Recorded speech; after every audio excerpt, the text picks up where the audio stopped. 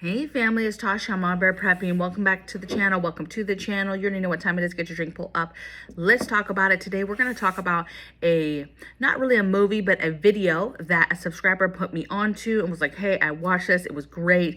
It scared me, opened up my eyes a little bit. I said, okay, well, where was this at? It was called it was called American Blackout. American Blackout, 2 words. And I said, cool, that sounds like something I would watch. Where was it found out? She found it on Vimeo.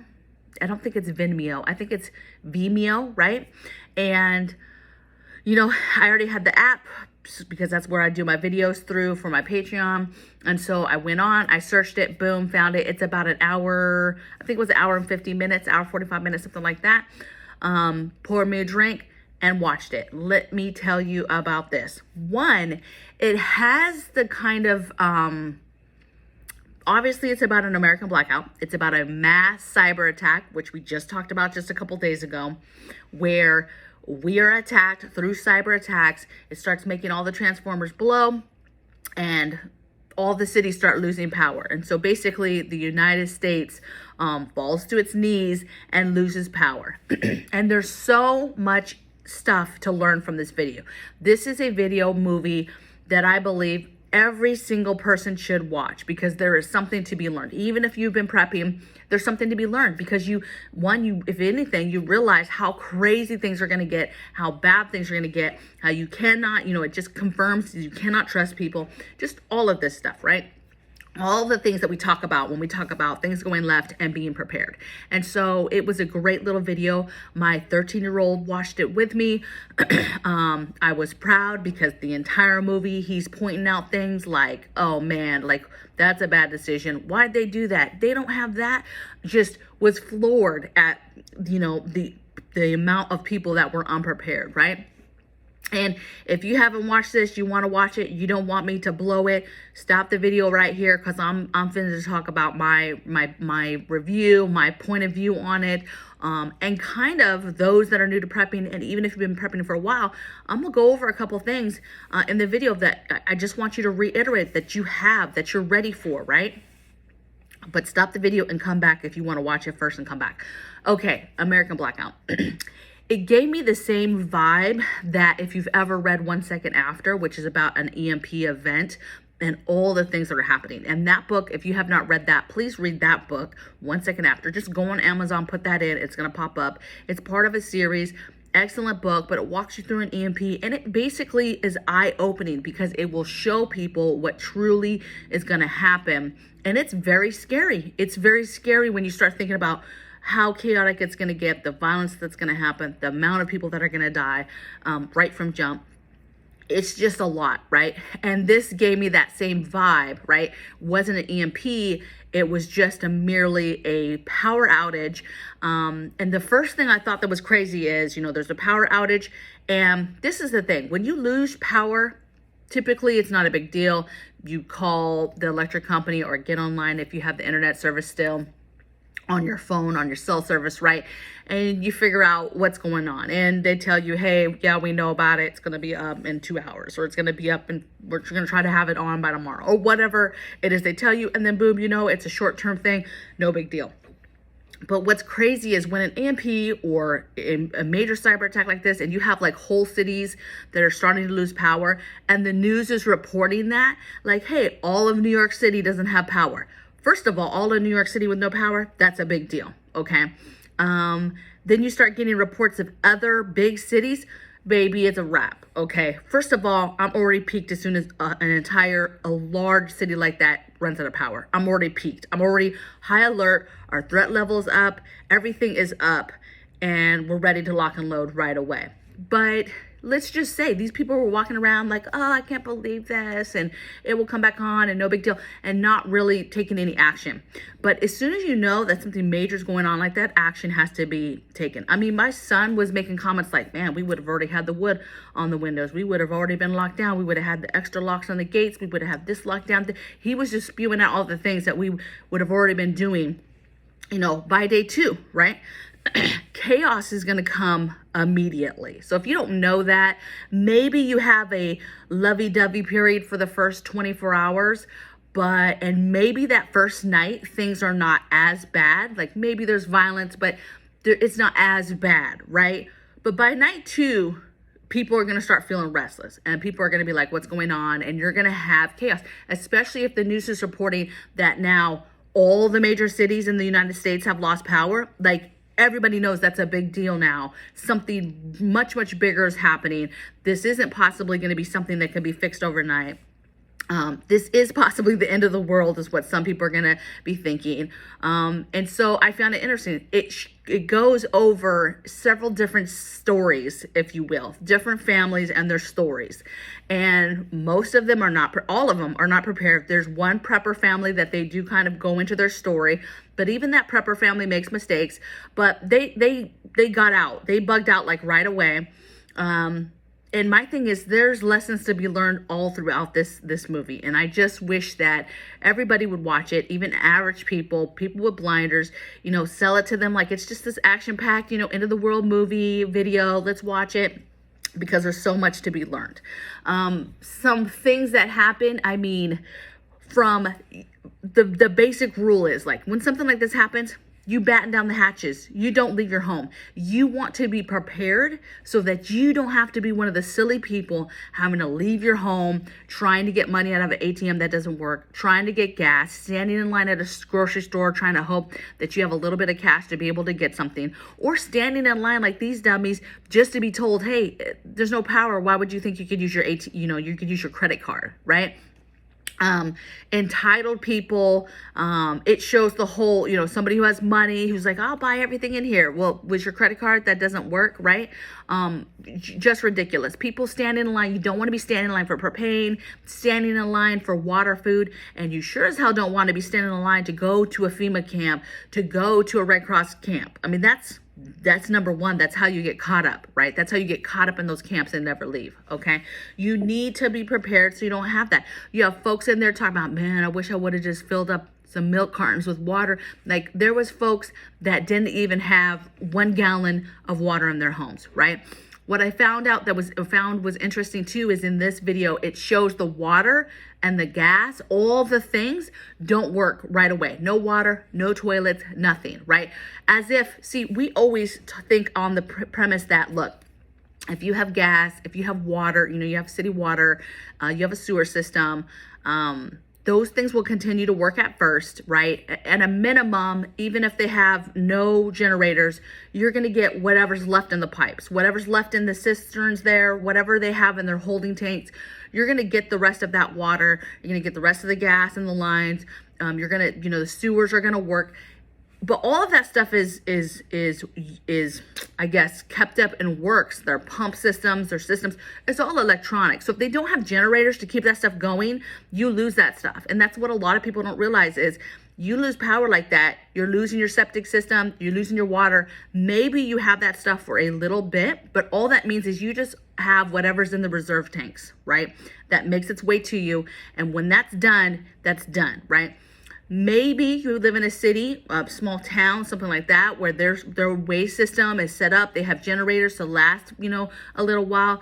But, even hospitals, by day, I think 3 in this video, their generators were done, right? So they were overflowing. They had all these people, right? And day 3, the generators go. And now you have people dying and just craziness happening. So the number one thing to learn from this is something major like this happens, you batten down the hatches, you do not leave, you secure your home, secure your property the best you can, and you start watching it. You get your defensive tools out, and you're ready, because you're ready for thievery. You're ready. You're not letting anybody see. And you're moving forward that way, right? You're not the one going out. You let the chaos happen around you. The other thing too is if anybody, your neighbors, whoever, and they're desperate, folks literally have no food in their homes. So you're literally going to have people within the first 24 hours freaking out like, we don't have no food, we don't have no water. And again, there's like a honeymoon phase where, again, okay, we don't have any food or water. It's not panic time. Man, we really need this. Hope this comes back on so that we can go to the store and get some food, right? But by day 2, when you realize things are not coming back to normal and you don't have no food or water, the panic starts to come in. And so you're going to have people, if they for any reason think you have food or whatever, and going to be trying to approach your home, trying to get food, asking for help, and if you've let them see stuff, that's bad on you, right? Like, I cannot stress how important it is for the future for you to act gray man now, for you to not let people see all your groceries, for your neighbors not to see, oh, on Clockwork, she gets groceries delivered from Walmart on these days. I know for a fact I saw her get groceries delivered, bunch of groceries delivered 3 days ago. They have food. We're going to go over there and get food. Whether they try to break in, whether they just try to ask you, whatever the case may be, the more you let people see like that, the more vulnerable you are, the more vulnerable your family is. So you can make all the right decisions, stay in and all that. But at the end of the day, if people are watching what you have, you got to start being incognito. Go to the store. Don't be buying cartfuls of food. Buy a little food. Bring it in backpacks. Keep totes in your car. Maybe just keep 2 totes in your car. You put your groceries in the totes, and then either after dark you bring the totes in, or you just bring the totes in. And maybe they see you bring these totes in once a week, and they're like, she's only bringing these totes in, but they can't physically see what's in the totes. So their mind can go. They don't know it's food. They don't, who brings food in a totes anyway. So maybe their mind isn't like, oh, there's food in there, right? And then someday they ask you about the totes, you just be like, yeah, it has to do with my work. These are my work totes. I blah, blah, blah, blah, blah. And you make up a reason of like, these are your weekly totes that you use for work, for whatever. And then they never think anything of it. But you got to stop letting people see your food. If you have a garage and you can pull into it, close the garage door and unload groceries. Do not keep stockpiling, but do not let your neighbors. This is your chance. Like, when you watch stuff like this, you think of it as like, okay, I just learned a ton of stuff, and this is my chance to move forward and learn from it and get the things that I saw all these people make these mistakes. The infamous no can opener, right? This couple fights for literally, this guy probably killed this guy, but he fights to the death, for this can of peaches. They get up to their penthouse. Again, penthouse, no food, whatever. And they get up there and they have an electric can opener and they have no other can opener. And then he starts to crazy go at it with a knife, slices his finger real bad. It's almost comical, but it's scary because the majority thinks like this. The majority is going to go chaos, violence, panicked. They're not going to know what to do. They're going to be in these lines. They're going to be looking for loved ones. They're going to make poor decisions. Nobody goes out. Nobody should leave the house. You don't let nobody leave tomorrow. I have to go get Johnny. I have to go. You do not leave unless that's part of the plan, like that a parent is going to go and get a child or secure a child or something like that. You're not leaving the house, right? And you're getting the basics. Maybe you're somebody who's prepped for a while and you're like, Kasha, this is ridiculous. I have can opener, this, I'm not going to do this. We have food, we have water, and that's good on you. So I would challenge you that please tell me you have more than 1 can opener. Do you have a can opener in your bug out bag? Do you have a can opener in the car? Do you have a can opener at whatever bug out location? Do you have backups in case that breaks? They do break from time to time, or you use them forever and they break. Do you have these things in the different locations where you might need to have one, where you're not thinking you might need to have one, right? And having your backups, right?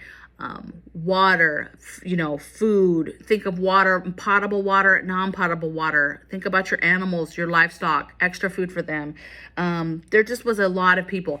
If you're totally like, I got this, just take one more look at your security, one more look at your fortification of your home and security. Walk your property one more time at night. See where the dark spots are. Where can you position solar lights so that you could still get some lighting in certain areas of your house, and maybe like very low level solar lighting, just so you can kind of just see, and you could see figures or people in your property and on your land, but not so bright that the whole world's like, they have power. Know that if somebody sees a little flicker, a little something, they're like, oh, okay, it's just, obviously they got solar lights, right? So they have a little bit of lighting over there. Cameras, how do your cameras work during, grid down? Getting your CCTVs, low level security, getting those put up, connected to a solar generator or a generator. You got to be careful with generators too. They're loud. Also, this movie was going into the whole safety aspect, right? Fires started all over the place, whether it was violence, people just burning stuff down, whether it was fires being started from people not understanding how to use generators safely, gas fires, candle fires. I mean, there's one story in here, this young family, she's like, what happened? The daughter runs out like, the bedroom's on fire. Well, behind the mom in the living room, by the curtain, there's like 6 or 7 candles lit. And so you can only assume that the back room where the kid was is on fire because she had 6 or 7 candles back there, right? So just the ridiculousness of safety, and like, you don't just light a bunch of candles and that's it. Like, there's so many other things you can use before you use candles. And just the safety, and this was only like an hour and 50 minutes. Like, this wasn't some super long telling every aspect of everything. I mean, they could have gotten into a lot of other aspects. This one, they didn't really get into aspect of the hospital in regards to the chaos and the death that involves if there's no generators. The ending kind of just drops off and ends. It's kind of like it's, kind of a happy ending. It was kind of odd. But the entire, please know this, like, people were feeling entitled, like, when are they going to help us? This is acceptable. The Penthouse people were talking about how they were going to sue, that it was unacceptable that their $50 salmon was, defrosting. It was just ridiculous. And, the amount of gall that these people had, that, why is somebody not here to help us? Long story short, we had to ask for help, and other countries supposedly, were started sending us aid. But let me tell you, it only lasted 10 days, this whole movie, on a span of no power for 10 days. That's it. That's what I call a small event. That's not the end of the world. That's definitely doable. If you just started prepping this year, you should be able to get through 10 days by now, right? I mean, ridiculous, right? And really, if we were in a situation like that, baby, the lights are not coming on in 10 days. That's the other aspect of this, is like, if you think for a minute that full power is being restored, you have an event, cyber attacks, transformers all over the United States have blown. We don't even have backup transformers. That's already a shortage. That's already an issue. You think they're going to blow over the whole United States, and they just kind of chopped it up to like they fixed the cyber attack and then like all the power came back on. Baby, you're talking about months, if not years, just to fix basic infrastructure to get power. Yeah, maybe couldn't they get pockets of power, right? Where the FEMA camps are, of course, they're going to have those power. Where the military is, where the enforcement is, yes, those places are going to get power first. It's not going to be you and me, okay? So be prepared for more than 10 days. But let me tell you, if you're not prepared for at least 10 days right now, when I'm talking about food, water for you, all your pets, all your livestock, everything, and you don't have a way to secure and fortify your home and buckle down and just ride it out, because there's a time when an event like this happens. Some people call this black swan event. When a major event happens like this, there's a time I like to call the dying time.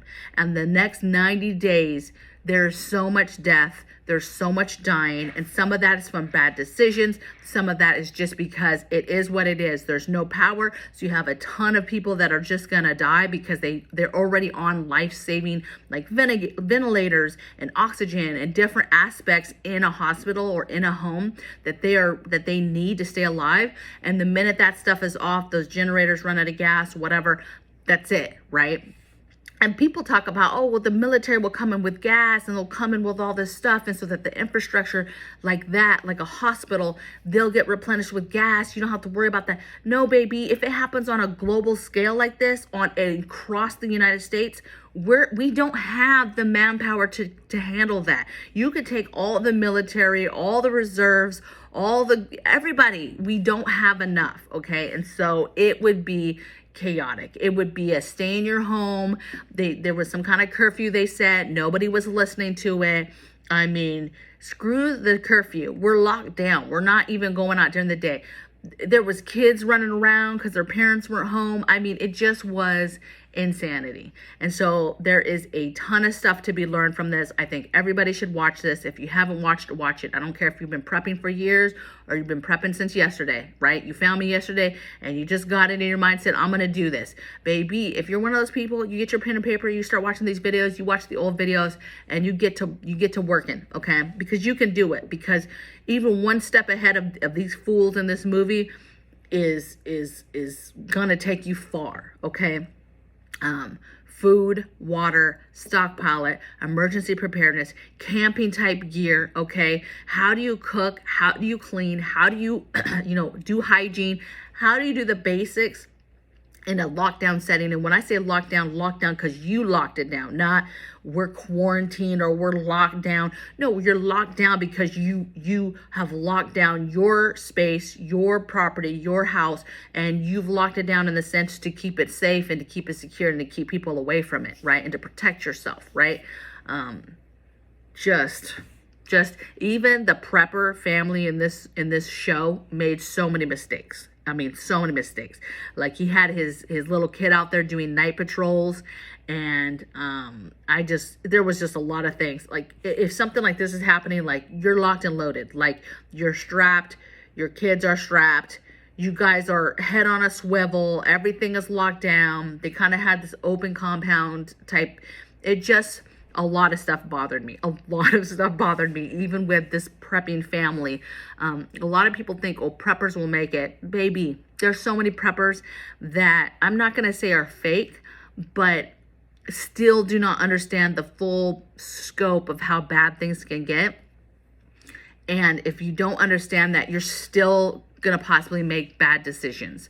And you have to have a strong resolve and a strong mental, because there's prepping families that are going to break down just off of mental game, because they prep, they stockpile, they have the things, but they don't have the mental will to make it through that, right? They're going to break down, they're going to emotionally break down. And when you emotionally and mentally are not there, you're not going to make it, right? Because you're going to make bad decisions.